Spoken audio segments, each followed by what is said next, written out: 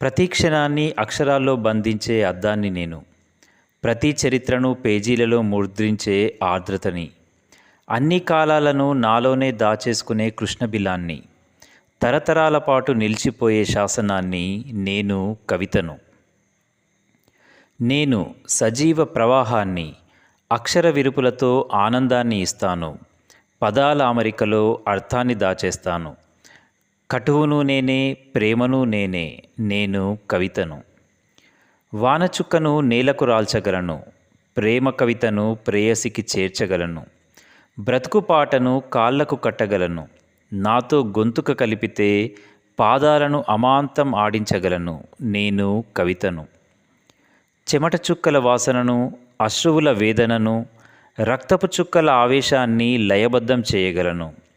హృదయాలను ద్రవీభవనం, ఉద్యమాల బాష్పీభవనం చెందించగలను.